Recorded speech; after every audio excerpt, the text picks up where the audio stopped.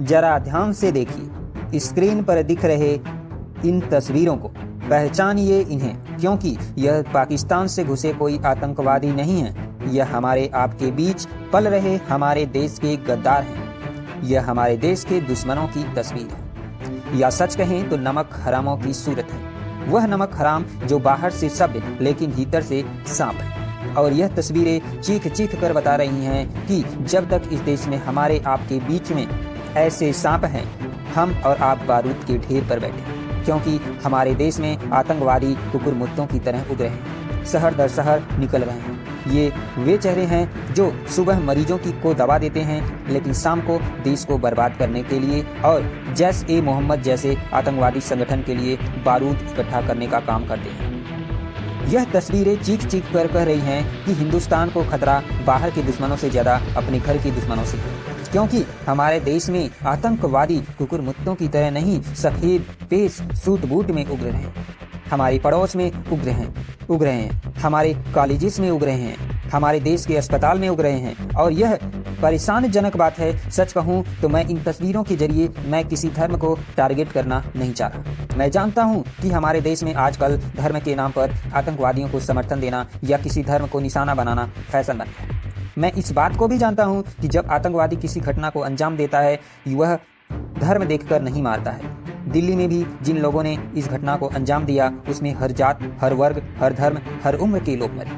लेकिन सवाल यह उठ रहा है कि यह नफरती, यह गद्दार पढ़े लिखे देश के लोग ये गरीब भी तो नहीं थे। फिर यह आतंक के रास्ते पर क्यों चल पड़ी?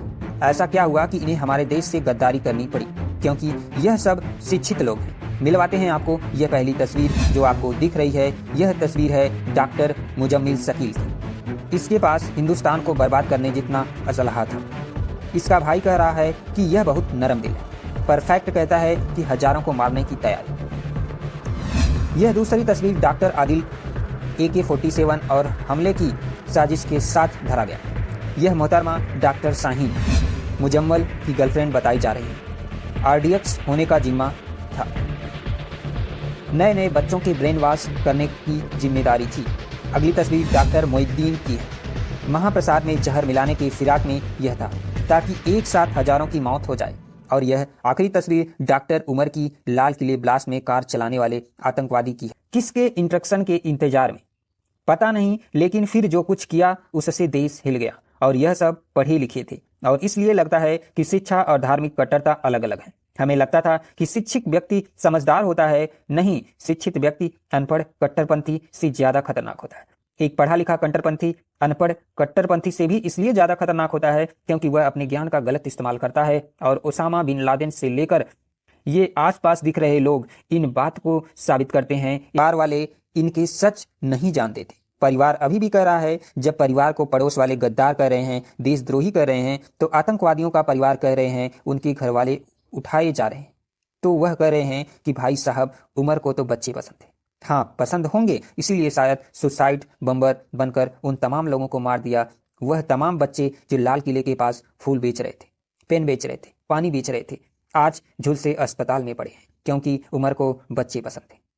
मैं समझ नहीं पाता कि इनकी हिंदुस्तान से क्या दुश्मनी थी, क्योंकि पाकिस्तान से आए आतंकवादियों की बात एक बार फिर भी समझ सकता हूँ। इस सवाल का जवाब ढूंढना होगा, वरना यह नरम दिल वाले, बच्चे पसंद करने वाले आतंकवादी न जाने कितनों की जान ले लेंगे। आपका इस पर क्या विचार है, कमेंट बॉक्स में जरूर बताइएगा। मिलते हैं अगले अपडेट के साथ। जय हिंद, जय भारत।